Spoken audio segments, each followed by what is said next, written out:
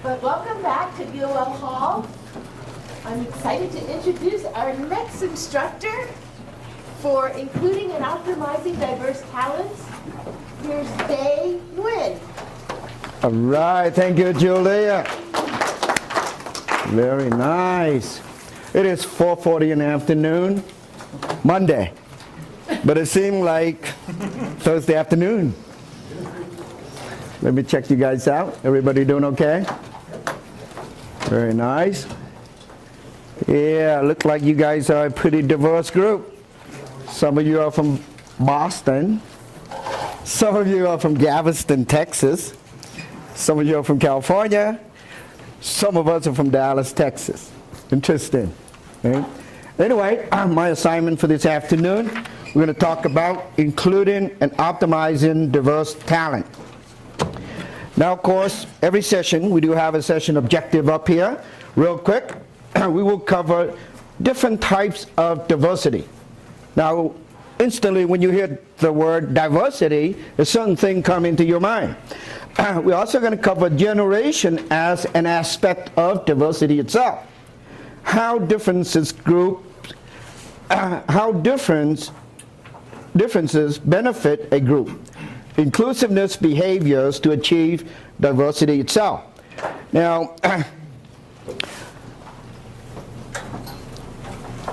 we are stronger together than separate.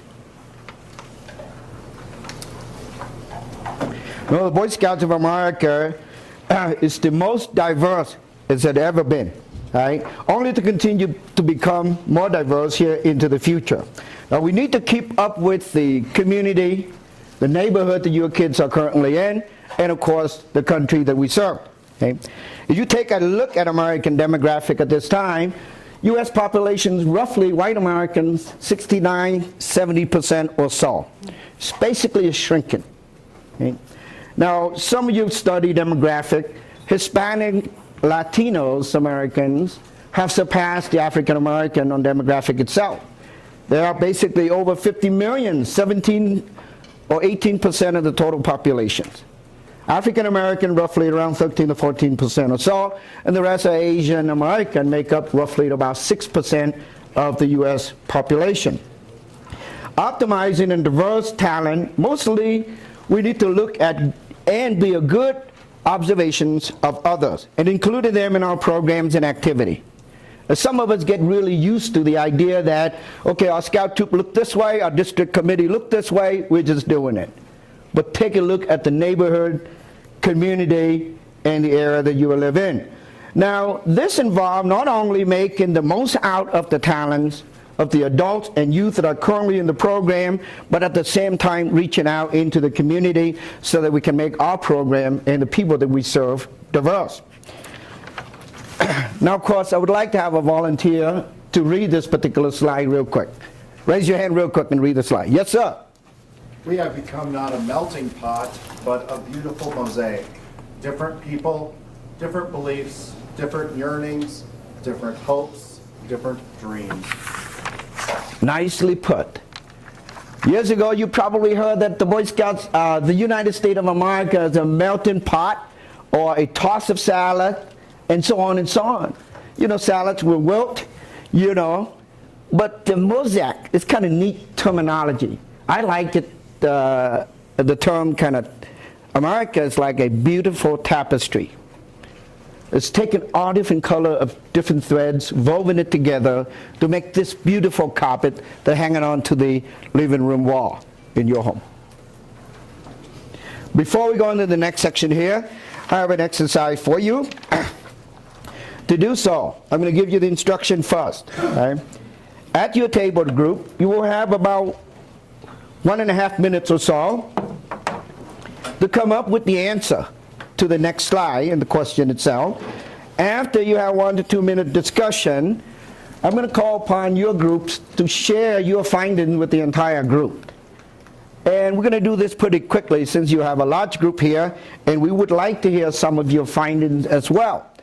So, who would like to volunteer? Let me do this instead. Let's say then number 2, where are you guys? Then 2, will you volunteer to read the slide, please? In your table group, discuss Have you ever, as a youth or adult, wanted to be part of a team or to work on a project but were not asked to join or help? How did that make you feel? Were you able to identify why you were not asked to join or help?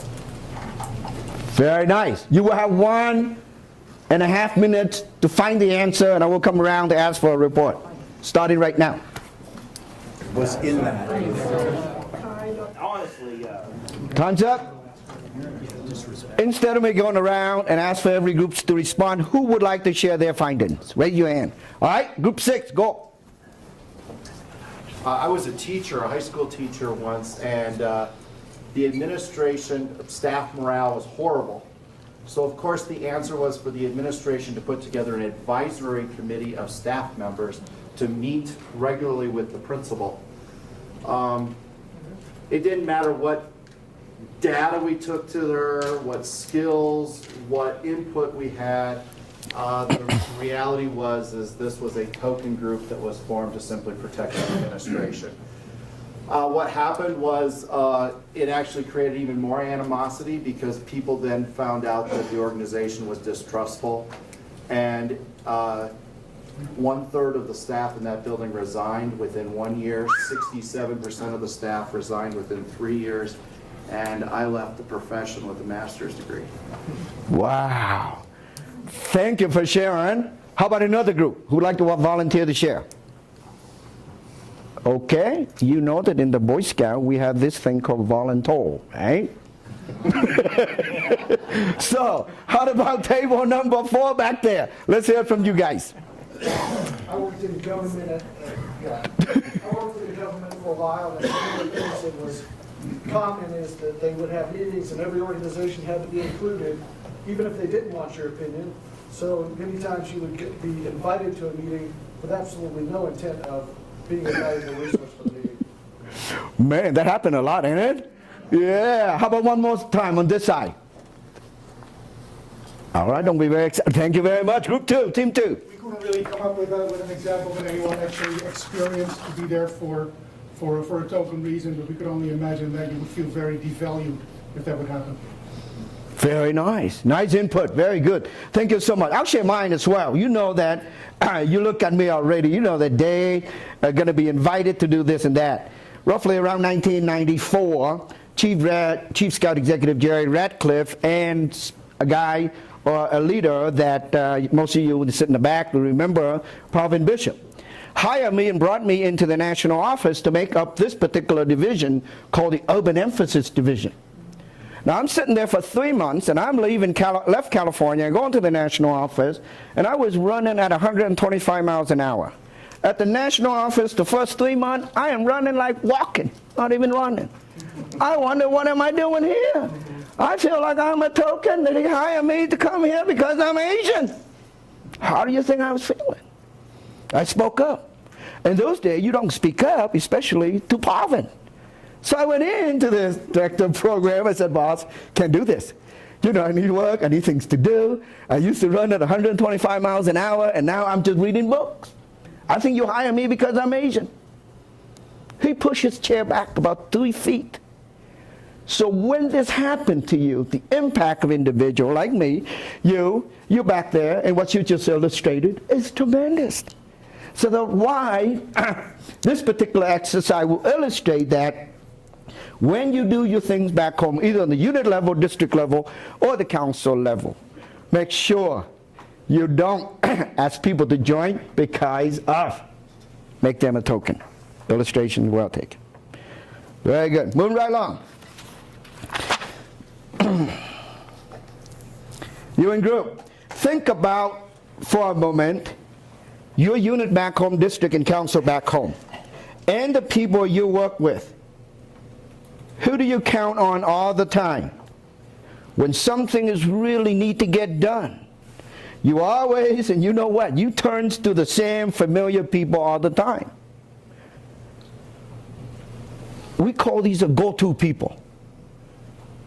Why do we use the same people over and over again? Raise your hand. Yes, sir. You know they can perform. They can perform. What else? They're reliable. They're reliable. What else? They're fun to be around. Yeah, they're fun to be around. Knowledgeable. They're knowledgeable. I think you guys just read my notes. Very good.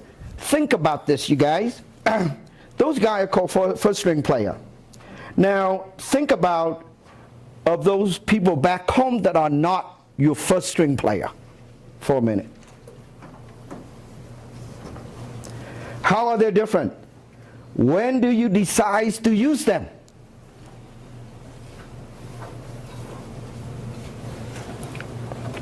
You know that Little League Baseball, many of you have played in it, right? They have a rules that everyone on the team must play. Now, of course, it's human nature that the coach in the Little League Baseball team, he or she always go to first string player. But the rules require the coach to play every member of the team. Why do you think that happened? Why do you think Little League Baseball make that happen so that every kid's on the team play? Well, they didn't happen like your basketball experience. Yeah, that's right. What else? Why do you think the Little League coach? Well, they run the bench. They never get off the bench, and that's all they do.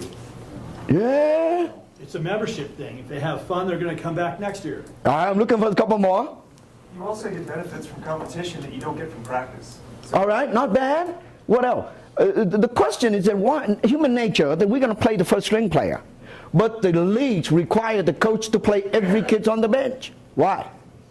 Yes, ma'am. So that everybody's getting the skill. Yeah, not bad. What else? Because it's not about winning, it's about being in community. Thank you very much. And it's all about how the best player or first string players gonna ask the so-called second string to play the game, to teach them and soliciting values. Think about the kid that usually not get to play and make a hit. And that kid is just rise above anything else. Instill values in young people, give people a chance to play and go up to bat. Let me read my notes here real quick. Inclusiveness teaches the player that there are values, right? Encourages them to do their best in the game or in practice. It also teaches the first string players to value and develop every teammate to do the best they can. Same ideas back home for your scout troop, the kids in the unit, and your district members. The Camboree committee that you are involved with. Are you utilizing the others? Let's talk about diversity here real quick. And I know you guys have the answer. Well, what is diversity anyway? Real quick. Raise your hand. First thing come to mind. Yes, sir. Different characteristics? Different characteristic. I like that. Yes, ma'am. Somebody raise their hand.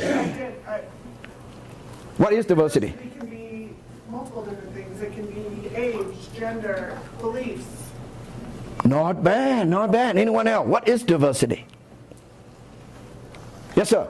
And make sure things aren't like common, just spread out. Okay. Not bad. What else? What is diversity? It's really just a different way of thinking. Different way of thinking. What is diversity? Anyone else? Okay. Normally, naturally, when the word diversity come, what's come to your mind? Race. Race. Absolutely. That's bogged down in our head. The colors of our skin, and so on. You raise your hand. Yes, ma'am. Sex. Sex. Age. Age. Absolutely. You guys are pretty good. And since you've been with me here in the last 20 minutes, I'm going to make you guys stand up and move around and walk around. Would you like to do that real quick? Yes. All right, we'll do this real fast. You're going to count from 1, 2, 3. And then 1, 2, 3, start with 1, 2, 3. Skips the troop, then Chief and the troop guy. 1, 2, 3, and then start 1, 2, 3 again. And do this real quick. Start with you. 1, 2, 3. 1, 2, 3, 1, 2, 3, 1, 2. 3, 1, 2, 3. 1, 2, 3. 1, 2, 3. 1, 2, 3, 1, 2, 3. 1. 2.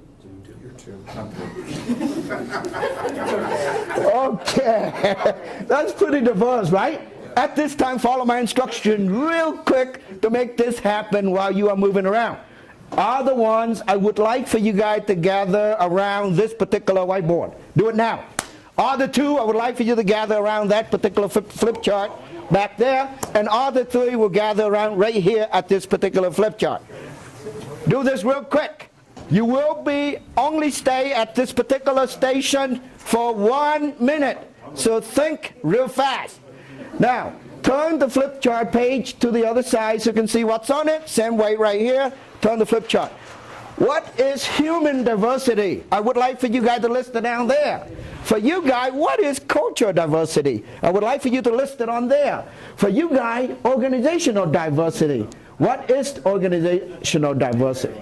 So, go ahead, take 60 seconds to list it on the flip chart or the whiteboard. Agree on what we're talking about. Rotate. Cultural, faith,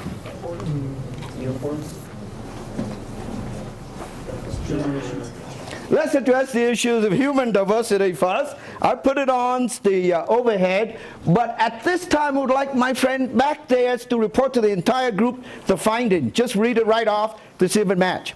We've got race, ability, including physical ability, gender, age, education, social, economic, sexual orientation, size, in parentheses, height and weight, place of origin, heritage, mental ability, religion, and gender identity. Wow, that's pretty good. Let's give all of you guys a round of applause.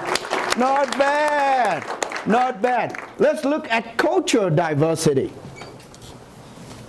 Faith, ethnicity, language, beliefs, social, thank you, religion, food, prejudices, rites of passage, generational, health and healing, rural versus urban, norms, geographic, family, socialization, communication, traditions, and socioeconomic status. Wow, let's give those group a round of applause. You guys did pretty good. Let's go to our whiteboard on organizational diversity. So we have skill sets, level of expertise, knowledge, skills, education, industry, methods, goals, size, organizational structure slash hierarchy, values, region, economic status, mission, and uniform. Oh, very nice, very nice. Thank you very much for that. Let's give all of you guys a round of applause for doing that exercise. All right, thank you very much. Of course, I have some notes. So, human diversity, you guys covered pretty well. I haven't missed anything. Of course, I have gender, sexual identity, race, ethnic background, age, and generation. Think about this. Generations appear on all three of these dimensions. Human diversity, cultural diversity, and organizational diversity involved in age and generation as well. Physical appearance, and so on and so on. You guys did a great job with that. Now, one or two of them, it might fit better on the other side or in another dimension. Let's look at cultural diversity. You get it right on. Language, heritage, lifestyle, religious beliefs, belief system, tradition, level of income, access to technology. Let me tell you, it's amazing changes that's happening that's just building and developing our culture itself. Now, moving to the other side of organizational diversity. Now, organizational diversity, of course, you're going to have skill set, level of experience, role, relationship, leadership, empowerment, education, affiliation, and of course, I also have age and generation on that organizational diversity. Okay? Now, of course, as you meet and encounter and seeing people, I'd like for you to see, can you see diversity when you meet someone? Illustrate, share with us. Can you? You? Yeah. How? Sometime? Yeah. All right, anybody else? Can you see diversity? Can you see diversity when you meet someone? Any taker? Yes, ma'am. Maybe by the way they're dressed. Oh, yeah, absolutely. Gender. Yeah, the way they talk. You know that people from Boston talk funny? I mean, those of us that live in Texas, especially a Vietnamese with a Texas accent, we talk funny too, right? Absolutely. I tell you, it is that we see it right away. Oh yeah, that must be, the guy with the beer, you must belong to the beer club, and so on. So we see it right away. Now, think about this, you guys. Diversity is multidimensional. And you notice that age and generations jump out at you right away. Common differences from each others are typically you find that are racial differences or racial commonality and or regional, where you live and where you're from, kind of food you enjoy, and so on. But what stand out inside your units is the generation between the kids that are currently in the program and the unit leaders that are providing leadership to the unit itself. Don't you guys see that? Right now, majority of your leader or your leadership from the unit level, what generation are they from? Real quick. Gen X, that's correct. And who are coming up right behind them? Millennials. Yeah. How about you guys? Okay, let me do a survey real quick. For those of you who consider yourself in the greatest generation, will you stand up and be recognized? That's you, Jim. Will you stand up to be recognized? You're not? Oh man, he's still young. All right, let's pick on the baby boomer. How about all of you guys that are baby boomer? Yeah, born before 1964. Will you stand to be recognized? Look around the room. Very nice. All right, will you please sit it? Be seated. How about the after the boomer, the Xer, right? Well, all the Xers stand up in the room. Not bad, not bad. These are unit leaders back home. You kind of know that. Will you please sit down? How about the Xer, the millennials come next, right? Well, all the millennials in the room stand up. Yeah, we love you guys so much. Thank you very much. That's the generation that's going to serve. Majority of your unit leaders will be the millennials here in the next few years. Think about that, right? You know, what diversity constitutes are different type of group. Now, it might depend on local, your population, and community itself. Now, you facilitate this particular session in the Timbuktu, Iowa, it wouldn't work very well. But at the same time, it will. If you look at it, age, generation, geographic, family, organizational diversity, and human diversity, you will see, and you'll be able to do this way out in the middle of nowhere as well. Okay? Continue on here. Think about many youth growing up in an ethnically diverse neighborhood and community. The youth will not see. They are different than each other. They're currently going to school with Indians, Hispanic, Latinos, Asian American, and so on and so on. So kids won't see diversity, but we do. Think about that. They train themselves, and it's just naturally that they don't see. And they go to school together. They are not likely to see the difference in ethnic or cultural diversity itself. Instead, the youth today will see diversity as differences in disability/abilities, social skills, maturity, family situation. That's what kids see. They won't see what we see from our particular generation. Let's talk about value and diversity here real quick.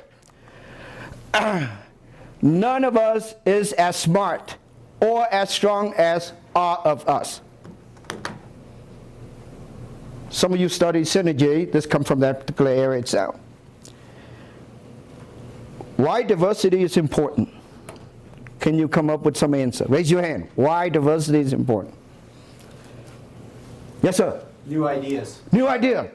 You're not stagnant. Like it a lot. Yes, sir. Different perspectives. Different perspective is important. What else? You guys answered earlier too as well. Yes, sir. Abilities. Yeah, different abilities. Absolutely. Yeah. Diversity is uniqueness that each and every one of us brings together, right, to fulfill the missions to achieve the vision of the Boy Scouts of America, because you are part of it right here. We need to look at our available youth and adults. Values others to embrace the diversity allows to improve the growth of our people involved in an organization, community, and our nation itself. Allow us to learn new things from each other. And think about things from different perspective. You mentioned it on this side, right here. Okay? Allowing us to better serve our youth and our community itself. Sometimes one of us, our thoughts might not be very good, but a lot of us together we will. I would like for all of you read the statement together, starting now. None of us is as smart or as strong as all of us. Man, you guys are very good. Moving right along. Continue on value and diversity. Sometimes we fall short. And if I ask you for the experience, that I'm sure you will come up with a whole lot. No matter how tactful and how careful we are on the subject of value in other and value in diversity, right? Now, likely when we're going to fall short one time or another. In some cases, our difficulties arises from the lack of understanding of the very diverse city itself. We are trying to grab this thing, to grasp this thing here. Each of us need to realize that we will make mistakes as we trying to value in other or value in diversity itself. Sometimes we do this. We might believe in stereotypes or wrong information that is needed to be corrected. What are some of these things that we make mistake or stereotype in a certain group or certain individual out there? When we meet value in other and trying to be inclusive, and sometimes we make mistake. We stereotype them. Give me some stereotype stuff that you guys have experienced. Who want to go first? Well, we can go with age right away, right? Elaborate. Well, all millennials are that. Okay. Gen Xers are this. And we put them in the box, right? I'll give you one so we can carry on. Yeah, you look at me, I'm Asian. And you guys think, and you stereotype us, our Asian kids are smart. Yeah, right. They get straight C and D's from college. Graduated with a C. Stereotyping. Our black women are strong. Our tall black man, a good basketball player. My boss, George Randall, terrible. Don't know how to dribble the ball. 6'5". Stereotyping. Think about it. So sometimes we fall short, right? But it's okay. Try it again, right? Now, you have heard of another one. Well, the inner city kid's going to join our program. They can't afford it, so let's not ask them to join. That's one. Stereotyping. Put them in a box. Have you heard older people don't use up to today's technology? That's my friend Jim back there. He's very good. And I'll forget about his generation, but he doesn't. Yeah. There's another one. Have you heard of this one? Women don't know how to work with or camp with boys. You put them in the box right away. These are mistaken stereotyping. Watch your stereotypes and biases. You know that every one of us, we do this, sometimes naturally, and every one of us have a certain biases against certain things. But remember, you have biases, but when you act out your biases, you hurt people around you. Think about that, eh? Stereotyping here. Well, for an example, you probably saw me this morning. I met some of you. And instantly, looking at me in my makeup and, of course, my facial structure, I look like Hong Kong Chinese or Taiwanese. And some of you look at me and say, oh, yeah, he's Chinese.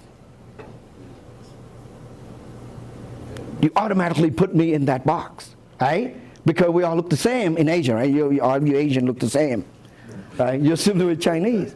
So you do not assume and stereotype us as well. Because in China or in the Far East, none of the other countries really like China. We're still fighting against the Chinese, you see? And so don't stereotype, you know what I mean. Right? I can go on all day with this cultural sensitivity stuff and things like, oh, here's another one. I did this the other day when I was practicing, is that I look different, become Asian, saying, let's say the majority of the population. And you want to find out, and again, same way with you guys, want to find out where I'm from. Who would like to ask me where I'm from? Ask me where I'm from. Yes, sir. Where do you live? Well, I live in Coppell, Texas, right next to Irving, Texas. Hey, where are you from? I am from Coppell, Texas. No, but like really, where are you? Really from? Really from? Man, I grew up in Pennsylvania. No. Lebanon, Pennsylvania, be specific. Where were you originally born? Where's your ethnic background? Not bad. Well, originally born, not bad. Well, it's my ethnic background would be proper. Because when you establish relationships and building rapport and networking with the community and want to know, because you're not sure, you don't want to fall short, make a mistake. Ask them a question. Let me see your name here. Jim. Jim, what's your ethnic background? Norwegian. See that? What else? Just Norwegian. If he's a half Polish, a half Irish, a half English, or whatever, he'll tell you. Because if you ask me what my nationality is. Go ahead. What's your nationality? Yeah, I'm a U.S. citizen. Yeah. So I can dance with you all day long, right? So proper way of asking by not falling short to find out where the individual's from. And I can go on all day with other terminologies and you know, racial and ethnic group as well. Don't be afraid to ask questions, right? You are more fully to understand others require you to ask questions to know. And remember that people like to be asked. And the reason you ask is because you don't know, right? When we realize that there has been incorrect assumption about someone, when we need to ask the other party for guidance to avoid future misstep. Okay? Ask people. Like I do it all the time. Back there in the back room, I know most of them, some of them I don't. So I go to someone else and I ask someone else. Right? Do the same back home. Learn from more mistake. Apologize if you can. Avoid the same mistake next time. Setbacks is a part of the process on building diversity itself. Okay? Moving right along, value in other, value in diversity. Now, how do we engage those who may be different from us? Real quick, I'll take 1 or 2 answers. We'll move right along. How do we engage those who may be different from us? Well, it depends on the situation. All right, depending on the situation. What else?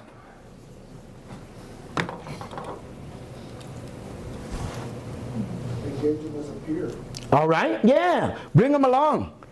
Exposure, right? Scouting this way. How about you back home?